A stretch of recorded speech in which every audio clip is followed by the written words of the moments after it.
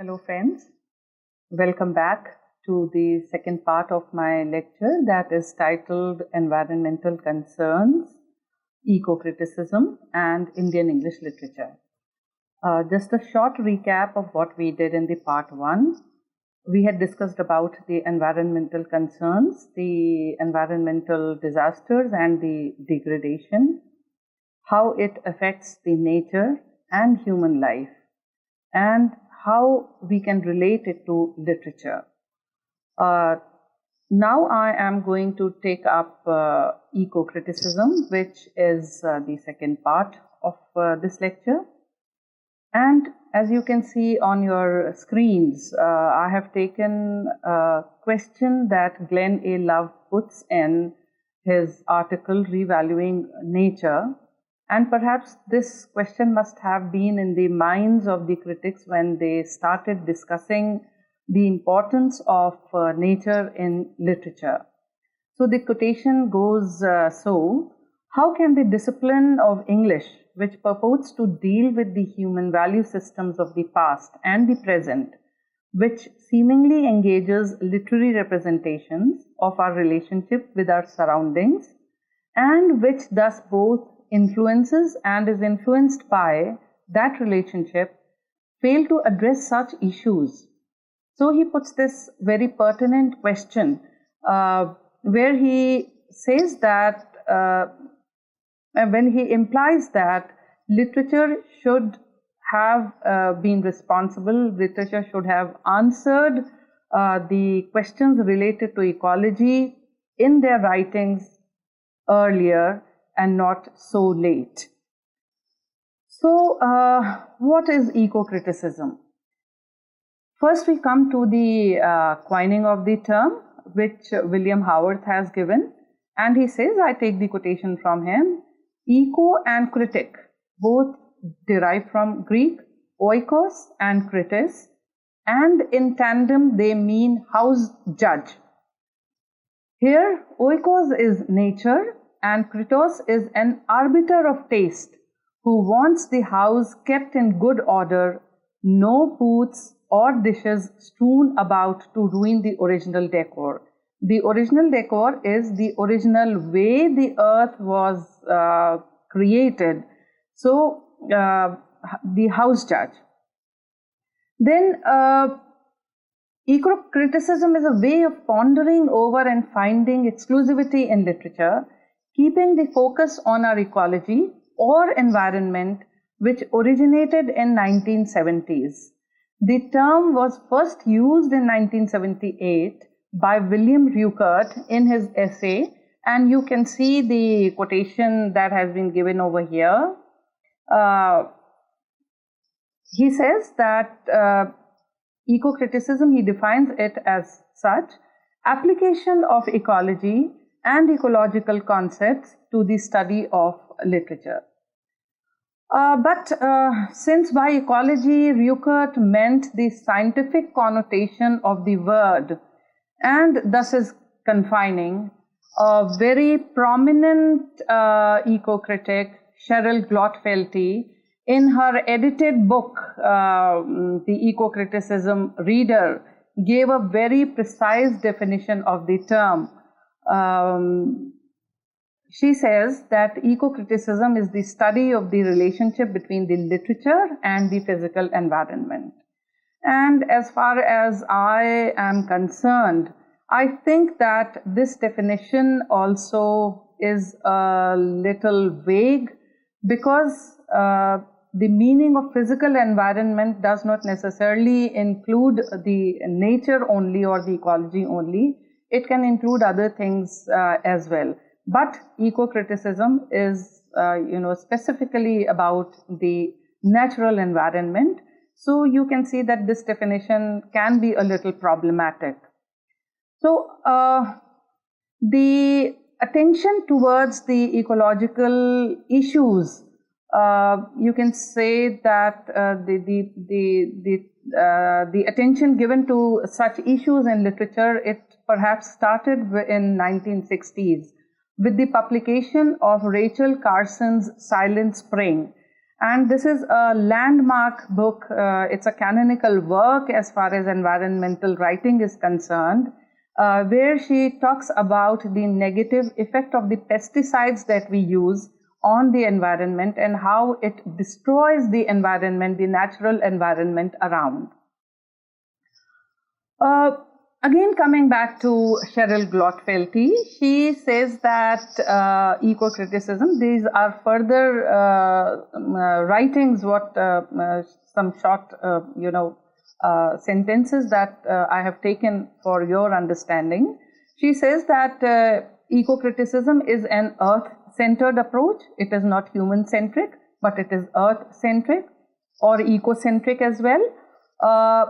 She talks of the complex intersections between environment and culture, and further she says that human culture is connected to the physical world, affecting it and affected by it. So,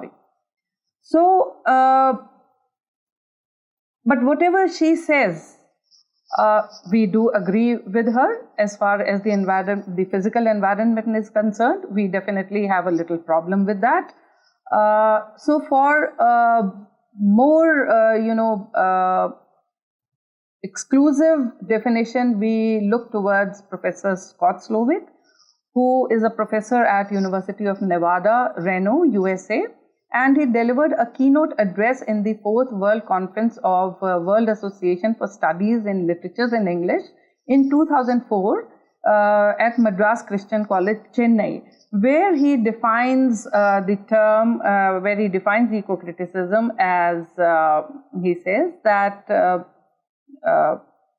the study of explicitly environmental texts from any critical perspective, or the application of various environmental lenses, ranging from scientific ecology to the language and terminology of environmental justice scholarship, to any kind of text, even material that presents no obvious statement about the more than human world. And this term he borrows from David Abram, who is a philosopher as well as an environmentalist. More than human world, or the relationship between the human and the non-human.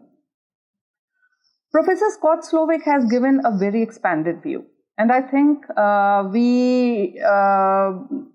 we should be, we need to be, and must be generous enough as far as ecology is concerned, and accept any text that either foregrounds the environment or is analyzed with an environmental lens as a literature about ecology. For example, we would consider the texts which portray nature writing as eco-literature, but a text which has no portrayal of nature but exposes the social and political forces as annihilating or assailing nature also would fall under the premises of ecocriticism. I come over to Lawrence Buell. You can see the second quotation on this slide. He writes in The Environmental Imagination, he says that finding better ways of imaging nature and humanity's relation to it is ecocriticism. A very good definition by Peter Barry, we all know him. The ecocentric reading, by contrast, focuses outside on the house and its environs rather than the inside on the owner and his psychology. So again, he targets in his priority list, the owner and his psychology is number 2, the environment is at number 1. So what do we study under ecocriticism?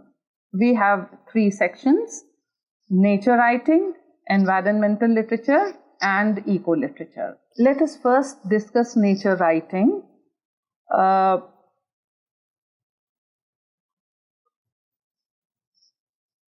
Nature writing, however, does not satisfy the eco-critics. They are not able to conciliate with this term, as it rarely formulates an active connection between the ecology and humans.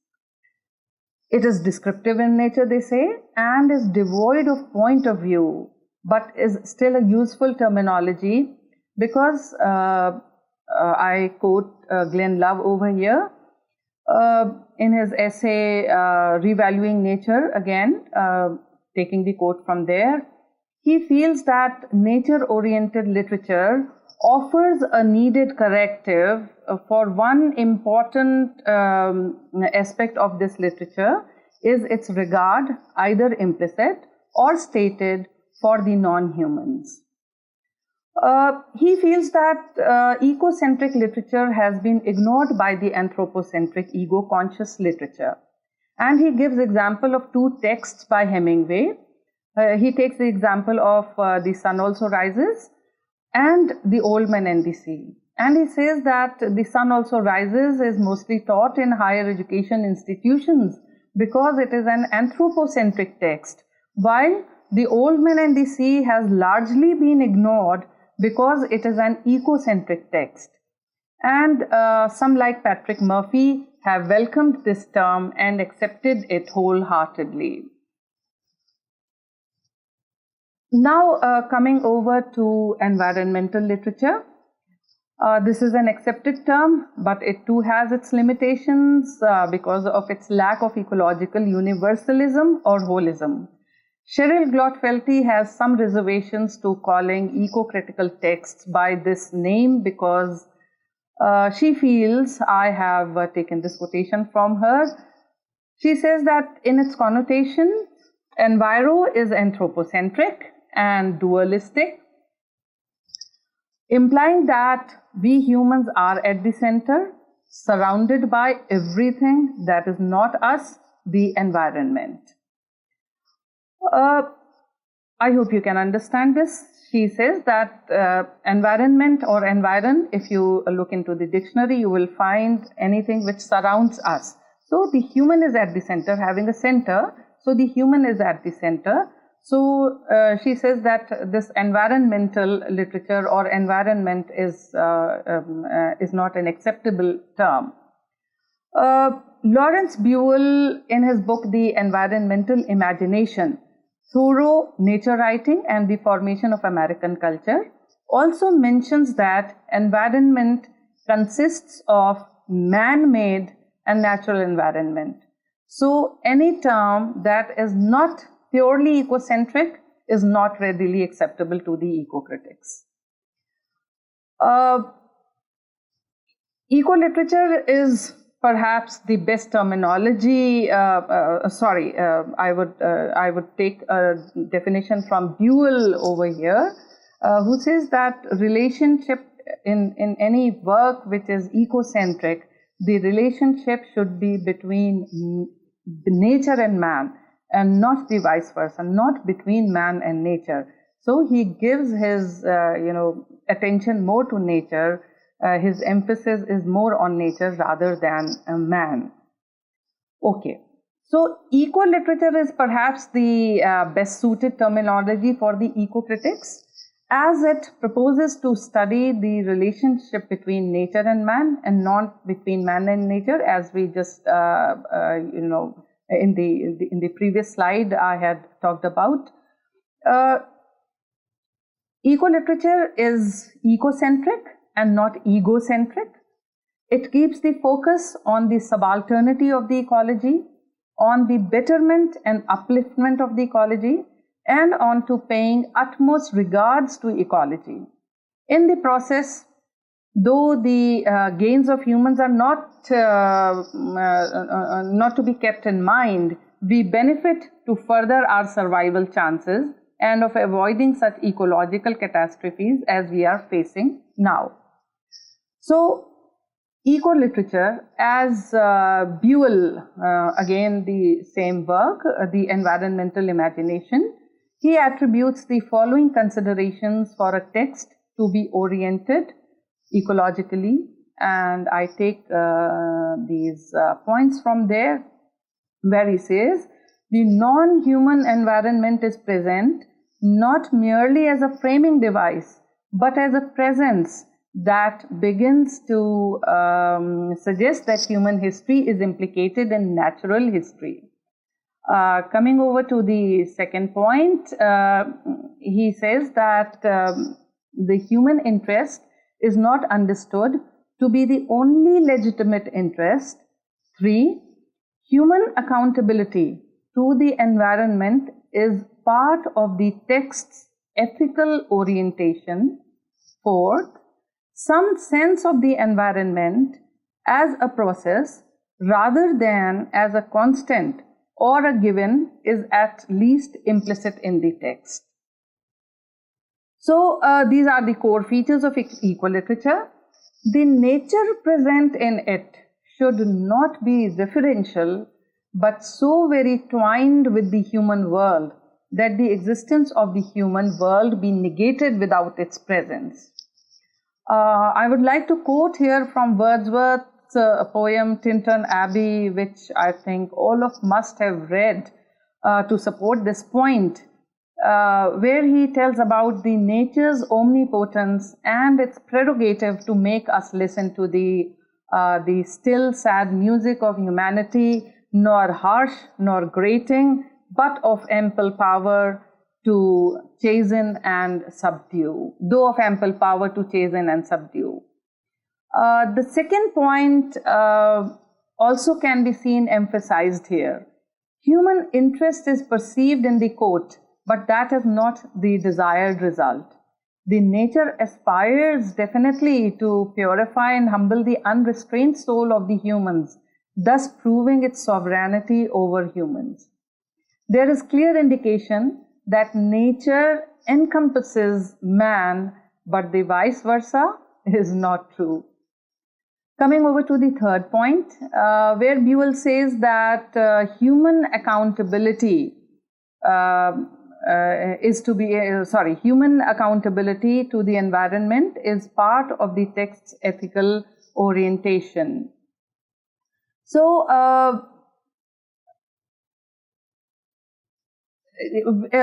we can refer to the COVID-19 situation that we are facing for the past 1.5 years, because COVID is not a self-creation of nature, but is a consequence of the ego consciousness of humans.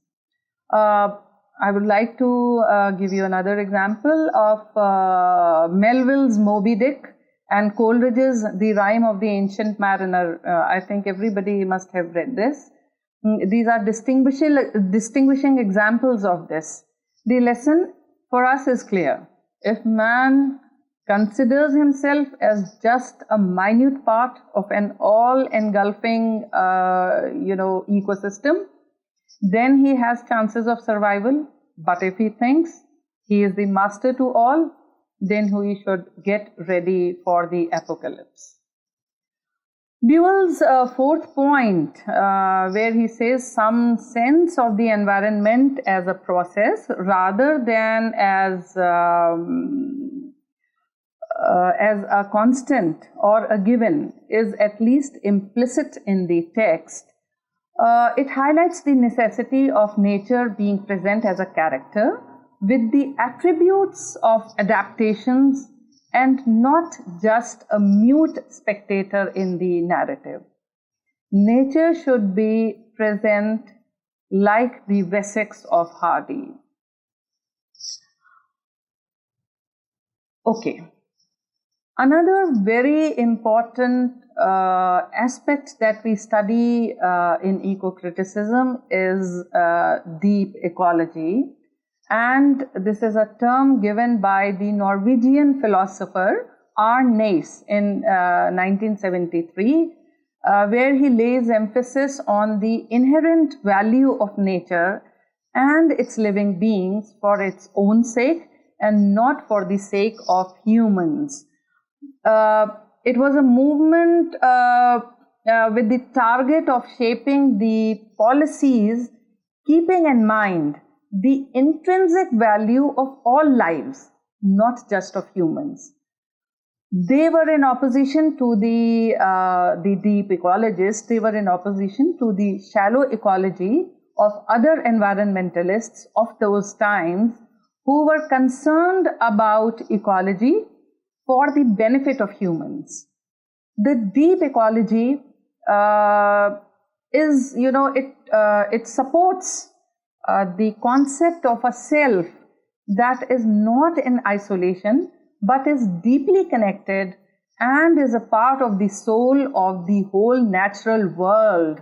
And this he calls as the ecological self. This is within inverted commas, the ecological self, which when realized concedes to the ethics of the ecology, thus putting an end to the exploitation of the natural world. Okay. Now we come over to the stages of criticism, eco-criticism, which needs to be, very minutely distinguished from the waves of criticism, eco-criticism, because normally speaking, we have two waves without any, distinguishing line in between them. The first wave talks of portrayal, and the second of theory. And the stages of criticism I have taken again from Cheryl Glotfelty, where she equates eco-criticism with the theories of feminism, the three stages of feminism. She talks of first stage, that is the stage of representation and portrayal, which as feminism is concerned, how the women were portrayed, like the witches, bitches, broads. In the same way, the environment has been portrayed as Eden, Arcadia, virgin land, miasmal swamp, savage wilderness, and even the absence. There is absence of portrayal of nature. The first stage or the first wave lays emphasis on nature writing. I have written some names over here of the transcendentalists. You can see the names on the slide. Then coming over to the second stage, where again, if you equate it with feminism, Cheryl Glotfelty talks of the second stage, which is the most important stage, stage of conscious raising, rediscovering, reissuing, and reconsidering. And this is to recuperate the neglected genre of nature writing and nature-oriented writing, which boasts a rich past, a vibrant present, and a promising future. And coming over to the third stage talks of the stage of theory, which is far-reaching and complex, draws on wide range of theories to raise fundamental questions about eco-criticism. I just spoke about Cheryl Glotfelty's equating feminism with eco-criticism. So what we further study under eco-criticism is eco-feminism, and you can say that it is a branch of eco-criticism where we equate the women with nature. So just a short description of what this means. This term was coined by, as you can see on this slide, Francois de Eubon in Ecological Feminism in 1974.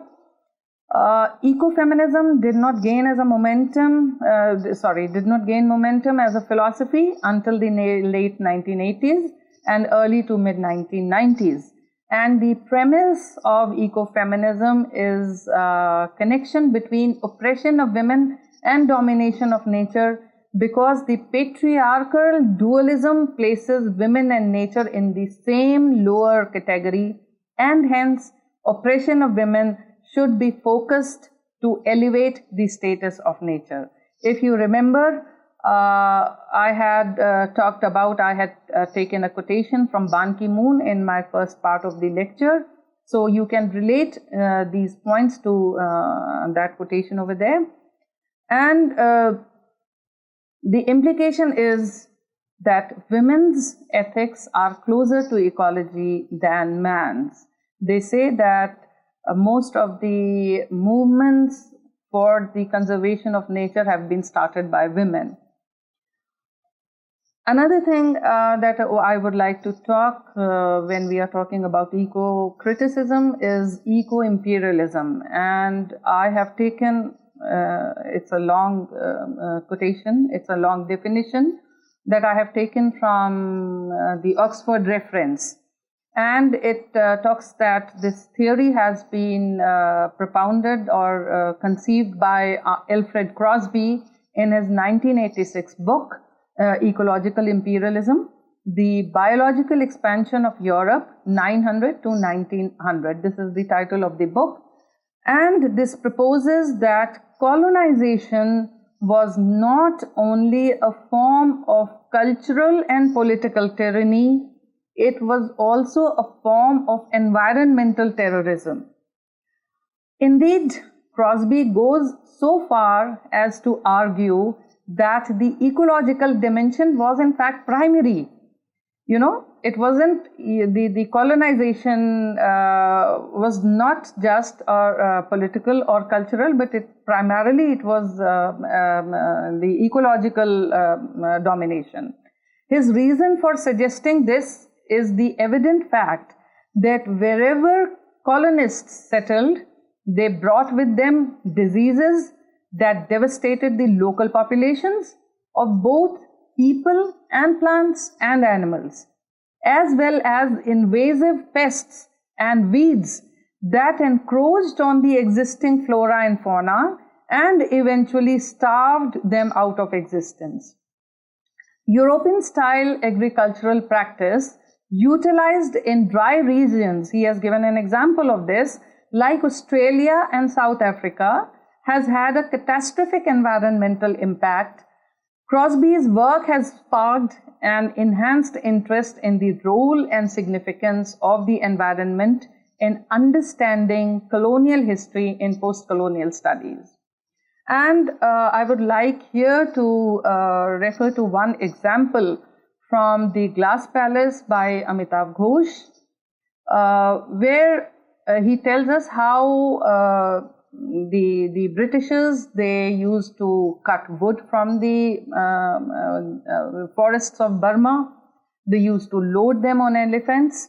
They used the river for transporting the woods. So they were using animals against nature, nature against nature, and in the course destroying the ecology of Burma. Eco-imperialism is all about, to put it very simply, it is all about the domination of the third world nations by the first world nations in the name of green agenda. We are told to cut our use of air conditioners and so many other things which contribute towards environmental degradation. But the first world has enjoyed all those, comforts, and when those comforts come to the people of the first world, they say that you have to cut down on all these things. And what is green agenda? I take a quotation from Professor Deepak Lal, who is a professor at the University of California, Los Angeles. He says that he defines green agenda in very simple terms. He says that it is to impose on the world, and especially the developing world, a green socialism in which they alone determine energy, resources, lifestyle, and other economic and social dimensions at every level. So I hope you can understand what eco-imperialism is. Now, when you read any text, how do you analyze it as a text on eco-literature or a text of eco-criticism? How do you eco-critically analyze a text? I have put certain questions over here. How is nature represented in this text? How has the concept of nature changed over time? How is the setting of the play or a film or a text related to the environment? What is the influence on metaphors and representations of the land and the environment on how we treat it? How do we see issues of environmental disaster and crisis reflected in popular culture and literary works? How are the animals represented in this text, and what is their relationship to humans? How do the roles or representations of men and women towards the environment differ in this play or any film or any text? Where is the environment placed in the power hierarchy? We talk of this hierarchy as well. How is nature empowered or oppressed in this work? What parallels can be drawn between the sufferings and oppressions of groups of people? As I'm trying to refer to my first part of the lecture, I said that whenever any environmental casualty takes place, the worst sufferers are the poor and the women, the children and the old people. So what parallels can be drawn between the sufferings and oppression of groups of people, women, minorities, immigrants, etc., and treatment of the land? What rhetorical moves are used by environmentalists, and what can we learn from them about our cultural attitudes towards nature? So this ends the second part of my lecture,